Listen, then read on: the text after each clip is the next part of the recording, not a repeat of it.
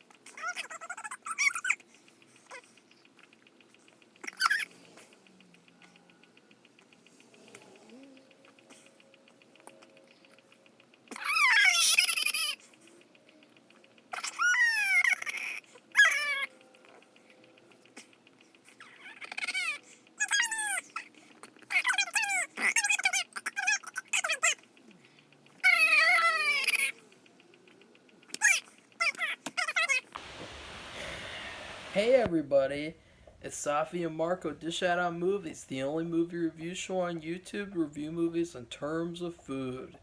And it's just Marco here once again. I am here to review Queen of Hearts Act 3.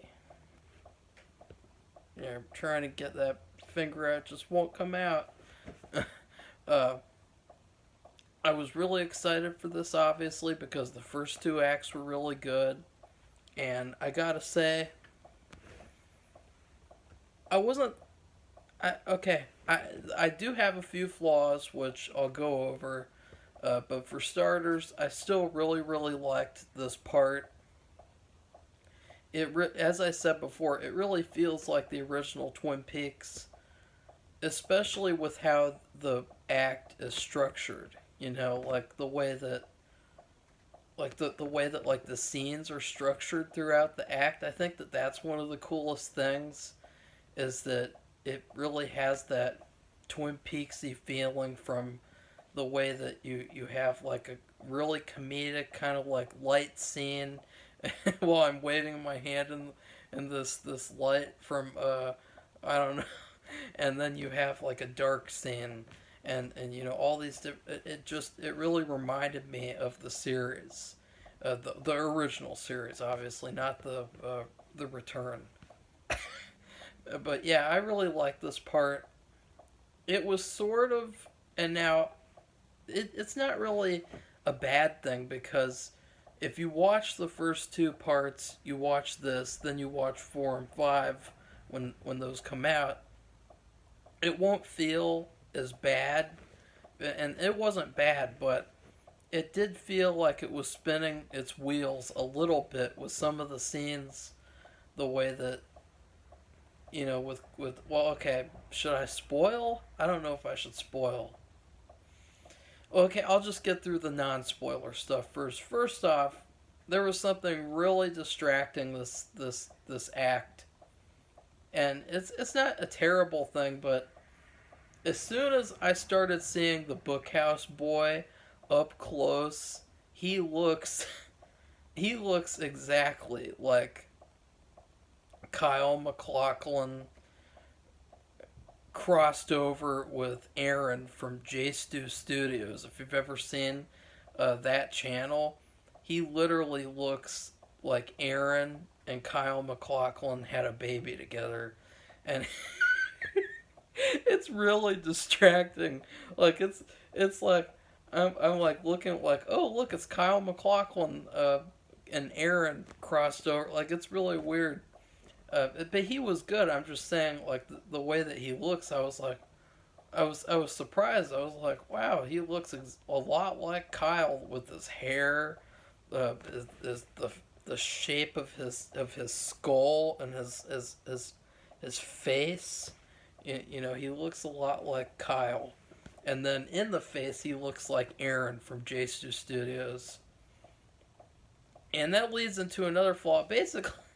And I know it sounds mean, but the only flaws I have with is with the present storyline, not the Caroline Cooper and Wyndham storyline, because with them it's like I'm watching like a masterpiece unfold, and the present part is good too, but I do have some flaws, and one of them would be there's a scene where Annie and the Bookhouse Boy. I can't remember his name because I just, when I looked at him, I just processed, like, okay, that is Kyle. That is Kyle. I wasn't thinking, like, okay, they're saying his name over and over because I was just so distracted.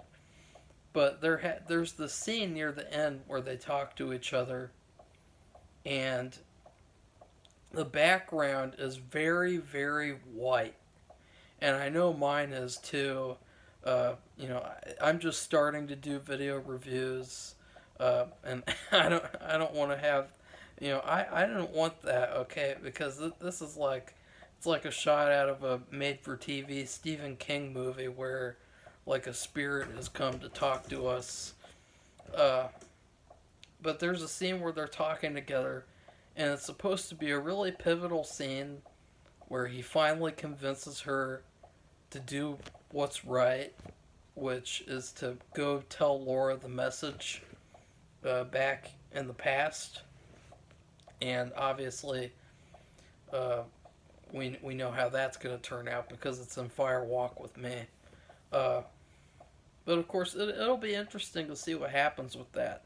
To see, because I like how he's like filling in stuff that the show too, that the show kind of left unanswered, and I loved how. Well, okay, I need to stop spoiling. Okay, whatever. This is all spoilers. Okay, I can't deal with it. But the scene where he's convincing her, it is so. It looks. It looks so white. It looks like. It looks like a self-taped audition scene. Like it looks like they filmed that scene for their audition, and then he just placed that into the movie. And I don't know what he could have done really, to I don't know, like stick a poster up on the white wall. I don't know. I don't know. Because honestly, was that like the living room? It had this look to where you could imagine that like this was in real life, where okay, that actor is auditioning, and then you have that actor auditioning with them. That's what it reminded me of. And that scene, it wasn't bad. It's just that it was distracting as well. And then there's two kind of story flaws, I guess you could say. One of them, I guess, two of them, well, both of them, I guess you could solve if anyone out there just wanted to make some other fan films. Uh, First off, General, I mean, not General, Major Briggs dies in this act, and he has a good scene too. He's a good actor, and I liked his scene. I liked that whole sequence in the woods. the way that it looked with Annie running around reminded me of a lot of the Silence of the Lambs, where Clarice is running around. That's what it looked like. I thought that was really cool. And but Major Briggs dies in this episode, and it's supposed to be like this really impactful, important scene, this very, very important event, but we don't really get to see it happen. And if to me, like if I made this, I would have had. I mean, he's an epic character. He really became a great character in season two, the season that everybody shits on. And he really became like one of the top tier characters of the show. And I really would have liked to have seen a scene where we see him die, or at least like leading up to it, like an epic confrontation of some kind. Maybe I thought that it was implied that evil Cooper went to him and killed him. I thought that that was implied from the shitty return. And you know, you didn't have to really like make a big thing out of it, but it would have been cool to see that. Honestly, I felt like that was missing. It felt almost like that was a deleted scene that you could see on the box set or something. Uh, and I wanted to see that. That I would have done that for sure, because he's just too epic of a character to kill him off, and then you know you don't even see like they didn't have to show all of it. They didn't have to like you know you didn't have to do some corny scene where it looks like I don't know the 1960s Batman show, but there could have been some sort of like a sinister scene because there's a lot of sinister moments in this part, in particular, uh, dealing with Wyndham and Caroline, and I thought that that would that to have a scene with Major Briggs dying, that was a an issue for me because it really was like a good idea to have that be the reason why she ends up going to give the message to Laura pretty much. Uh, you know that whole event. You know I like the way that that was worked in. It's just I would have liked to have seen that honestly. And another thing that I would have liked to have seen again, and I know that Cameron has talked about how people could make a lot of fan films based on this film, and they could actually. That's to me that's what this part like. Remember I said the first part was action, a lot of stuff happening. The second one was character. This part was like spin-off potential with character and some action too. Um, and so I thought that the Bookhouse Boy, you know, Mr. Kyle Aaron uh, hybrid, I really thought that he needed some more character to him because at the end of the episode, Annie, you know, she's fallen for him kinda, and she's gonna go into the lodge, and she's leaving, and she's you know she likes him now, which you know I really wasn't expecting that because so far she's been so stubborn and so like like completely against everything like when she had that scene with Cooper, you know she's been very very very like just not in the mood to have a relationship, and I really would have liked to have seen more of a character from him instead of talking like there are a lot of scenes where it's them talking about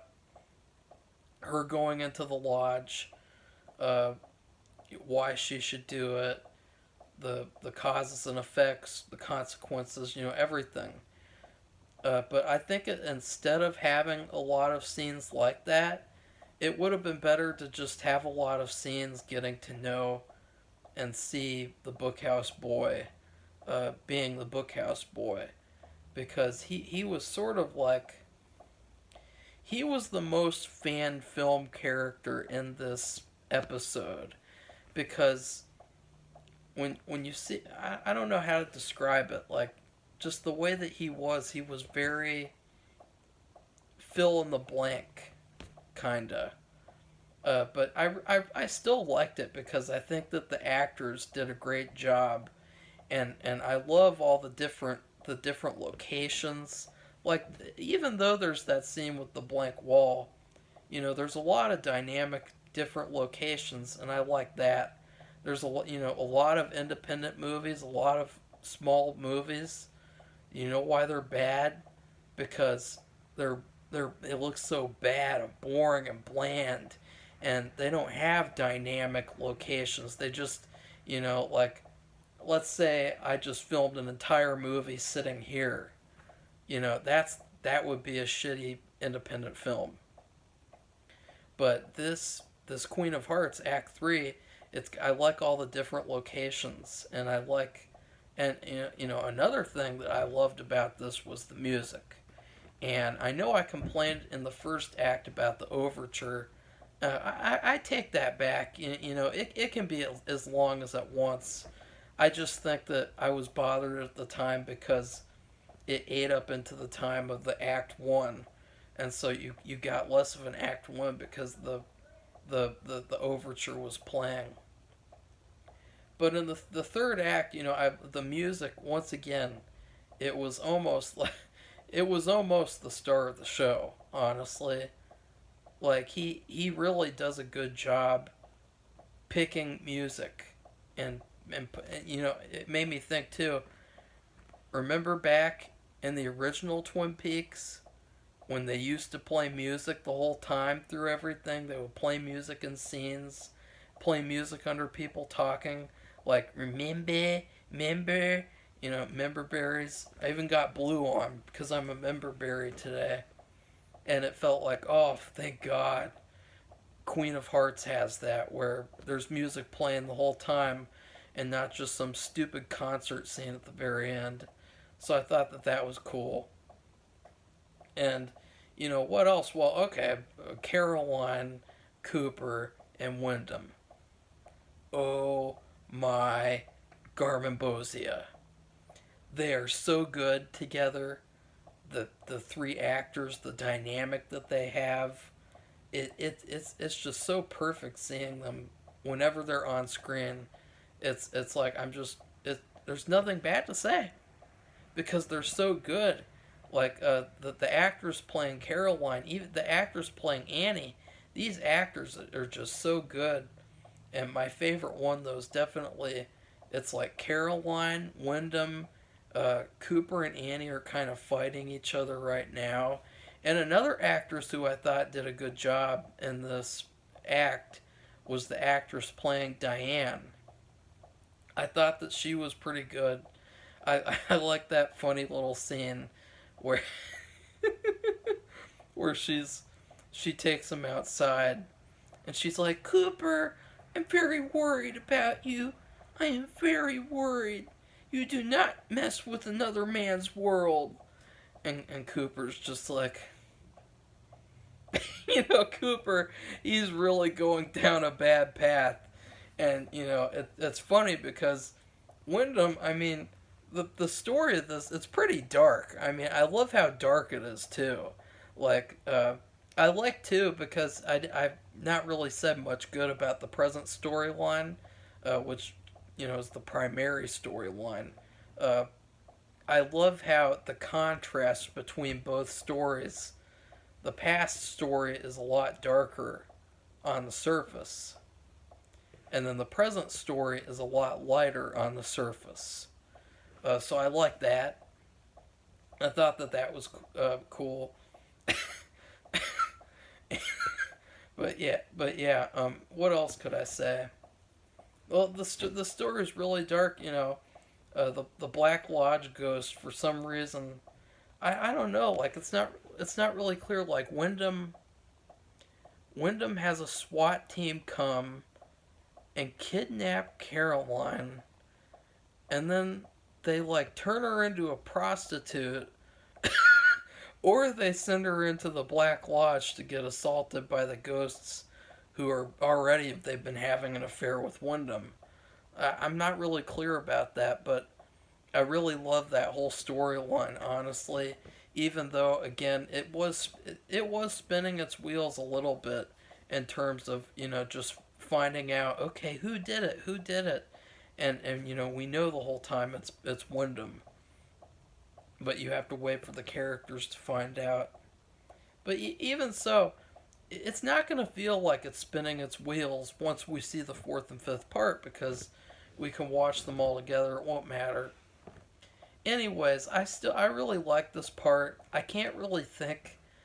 I mean, all the flaws that I've said, they're flaws, but they're not really negative flaws. Like you can love a movie or a show, and you can still say like, there's some flaws there, and that's the case with this. And so I would give this an A minus once again. Even though there are a couple of flaws there that stick out, it's really not enough to be negative and say that this was bad. And so, anyways, please like this video and comment and tell me what you thought about Act 3. And have you seen J Stu Studios? I mean, is that Aaron from J Stu Studios? Is he an actor now? And then please subscribe to our channel for more Queen of Hearts reviews. Goodbye, everybody. See you soon.